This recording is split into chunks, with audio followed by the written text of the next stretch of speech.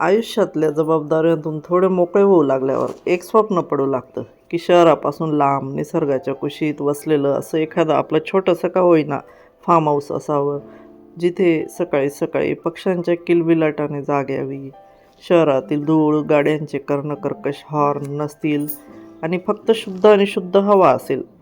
आणि दिवसाची सुरुवात ही घड्याळाच्या टिकटिकने न होता सूर्योदयाने व्हावी आणि सूर्यास्ताने आपला दिवस संपावा. हॅलो, नमस्कार, राम राम मंडळी. कसे आहात तुम्ही सगळे? आपल्या वनश्री विला ब्लॉग्स या यूट्यूब चॅनलमध्ये तुमचे खूप खूप स्वागत. सटाणा तालुक्यातील आराई हे माझ्या आईच्या मामाचं गाव. तर तिथे एका खाजगी कार्यक्रमासाठी आम्ही गेलेलो होतो. तेव्हा हे फार्म हाऊस आमच्या दृष्टीस पडलं आणि कुठलीही ओळख पाळख नसताना आम्हाला तिथे जाण्याची इतकी प्रबळ इच्छा झाली की तो मोह आम्हाला आवरलाच गेला नाही. मग ठरवूनच टाकलं की हे फार्म हाऊस तुमच्याशीही शेअर करावं. गेल्या गेल्या तिथल्या केअरटेकर ज्या ताई होत्या त्यांनी आमचं छान स्वागत केलं. काही वास्तूच अशा असतात की त्या आपल्याला आपोआप आकर्षित करत असतात त्यांच्याकडे. एक सकारात्मक ऊर्जेचा तिथे वास असावा असं म्हणायला हरकत नाही. तेवढ्यात मग तिथले ओनर पण आले आणि त्यांनी आमच्याशी छान गप्पा करायला सुरुवात केली आणि आम्हाला त्यांनी घर पूर्ण बघायला म्हणजे इच्छाही दाखवली. छान नीटनेटकं किचन पाहून मग मी त्यांच्या बॅकयार्डकडे मोर्चा वळवला. किचनच्या विंडोमध्ये त्यांनी छान मनी प्लांट्स पण ठेवलेले होते. इथे हा स्टोर रूम होता. यात बरंच सामान बसून गेल्यामुळे असं पसारा दिसत नाही फारसा. आता इथे हे त्यांचे परसबाग, त्यात त्यांनी बऱ्याच भाज्या जसं मेथी, लसूण, पपई, मिरच्या, टोमॅटो लावलेलं होतं. तसंच कंपाऊंडच्या वालच्या शेंगांचा वेल चढलेला होता आणि शेंगा भरपूर लागलेल्या होत्या त्याला. आणि गृहिणी म्हटली म्हणजे वाळवण आलंच, तर ते त्यांनी तिथे दिसलं, मला आढळलं. त्याच्यानंतर वॉशरूम वगैरे मागच्या दारी होतं त्यांचं. त्यानंतर पुन्हा घरात आल्यावर आम्ही त्यांच्याशी गप्पा टप्पा केल्या, चहा वगैरे झाला. आणि हा जो पुढचा हा पॅसेज आहे हा खरा आणखी इंटरेस्टिंग आहे पार्ट. त्यात हे जे समोरून त्यांनी UPVC मटेरियलचं शीट लावलेलं होतं, तर ते जसं कौलांचाच आभास देत होतं, पण कौलांना तरी कालांतराने शेवाळ वगैरे लागतं, पण हे मटेरियल तसं टिकाऊ पण होतं.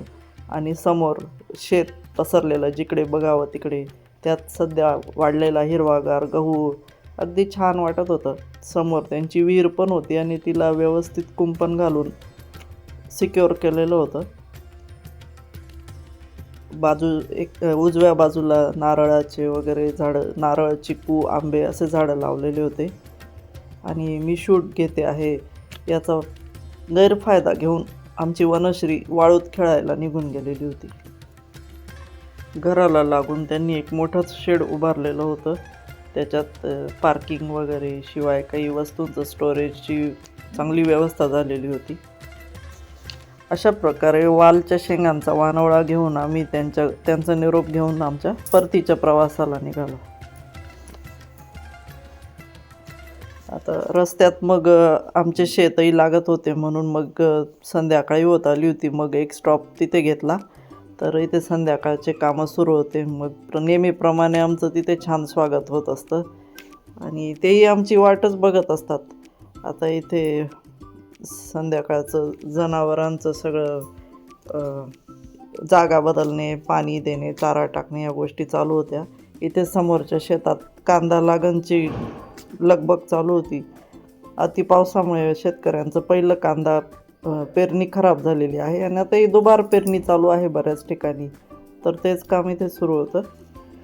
त्याच्यानंतर मग एक क्विक राऊंड आम्ही आमच्या गव्हाच्या शेतात पण मारला. तर गहू छान वाढतो आहे आपला. आमच्या शेतात मध्यवर्ती 2 नारळाचे झाडं आहेत आणि यंदा पाऊस चांगला झाल्यामुळे त्यांना पण चांगले नारळ लागलेले आहेत. आणि या झाडांचे नारळ छोटे पण गोड असतात. तसंच हे समोर रामफळाचं पण झाड आहे, त्यालाही छान रामफळ येतात. गव्हाला मागच्याच आठवड्यात खत लावून झालं. पण मग शंकर तेव्हा म्हणत होता की तणनाशक पण मारायचं, पण मग आमची काही इच्छा नव्हती की काय कमीत कमी जेवढं विषारी मारता येईल तेवढं टाळावं बुवा. पण मग आता आम्ही पाहिलं गव्हामध्ये बारीक बारीक गाजर गवत बरंच ठिकाणी दिसत होतं, तर मग पुढे जाऊन ते गव्हाला त्रास देईल, त्याच्यामुळे मग आता इच्छा नसून पण मग तणनाशक मारावं लागेल असं वाटतंय. बाकी बाजूच्या शेतात शंकर त्याच्या कांद्याला पाणी घालत होता.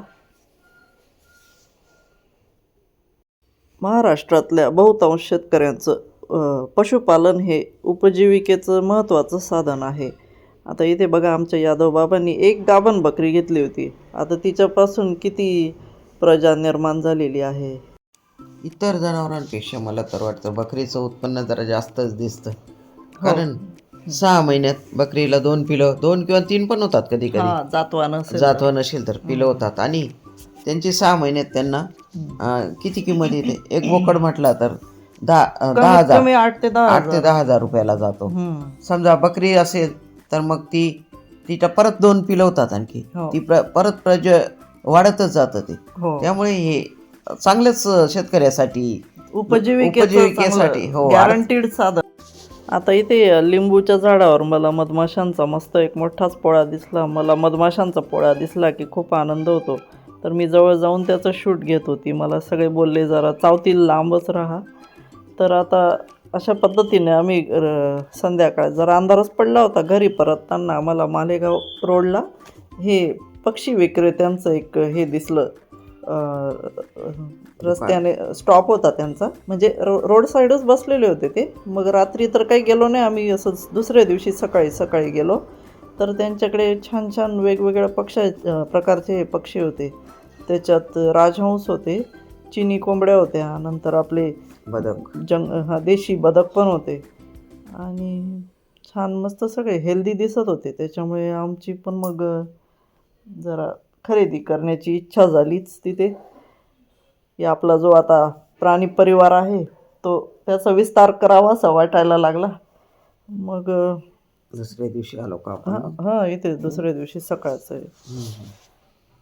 तर मग हे लोक थोडंसं माहिती घेतली तर हे UPहून आलेले होते. तिथून ते प्रवास करत करत रस्त्याने असं प्रत्येक शहरात स्टॉप घेत होते 4-4, 5-5 दिवस. तर इथे पुन्हा आहे पशुपालन, म्हणजे हा त्यांच्या उपजीविकेचाच भाग म्हणावा लागेल.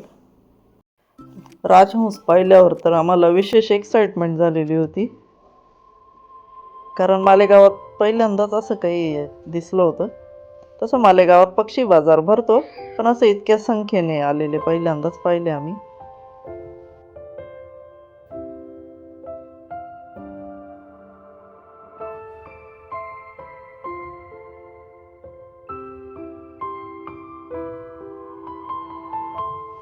राजहंस, बदक सगळे नरमादी एकत्र असल्यामुळे तिथे ते एक अंडी पण देत होते ते उघड्यावरच. मग इथे ही राजहंसाचे 3 अंडे त्यांनी जमा करून ठेवलेले होते. कोंबडीच्या अंड्यापेक्षा मोठंच होतं मस्त. आम्हाला तर ते पाहून पण खूप विशेष वाटलं. इथे इतके सगळे पक्षी पाहून आमची वनश्रीला तर फारच मजा वाटत होती. आता इथे आमचे पक्ष्यांचे सिलेक्शन कंप्लीट झालेले आहे. तर आम्ही काय काय खरेदी केले हे तुम्हाला पुढच्या व्हिडिओमध्ये आम्ही शेअर करणार आहोत. तर तोपर्यंत आमचा हा संपूर्ण व्हिडिओ पाहिल्याबद्दल खूप खूप धन्यवाद. आणि आमच्या यापूर्वीचा जो व्हिडिओ होता यात्रेचा, ज्यात आम्ही चंदनपुरी यात्रेची तुम्हाला सफर केली, त्यालाही भरभरून प्रतिसाद दिल्याबद्दल खूप खूप धन्यवाद. चला तर मंडळी, पुन्हा भेटू पुढच्या व्हिडिओत नवीन माहिती घेऊन. आणि आम्ही दिलेली फार्म हाऊसची टूर पण तुम्हाला कशी वाटली हे कमेंट करून नक्की सांगा. टूर देण्यामागचं एक कारण असं होतं की बऱ्याच जणांना इच्छा असते फार्म हाऊस बांधायची, तसं त्यांनी स्वप्न पाहिलेलं असतं आणि स्वप्नही पाहायची असतात, म्हणजे ती प्रत्यक्षातही येत असतात. जर स्वप्नच पाहिली नाही तर पुढची त्यांची जी आपण साकार कशी करायची, आखणी कशी करणार ना. तर असं शेअर केल्याने त्यातून मग आयडियाज मिळत राहतात की कसं उभं राहावं वगैरे. तर हाच एक उद्देश होता आमचा. तर कसा वाटला तुम्हाला आमचा हा उद्देश, आमचा हा व्हिडिओ हे कमेंट करून. आणि आमचंही स्वप्न आहे तर हे कमेंट करून नक्की सांगा. चला तर मंडळी, पुन्हा भेटू. धन्यवाद.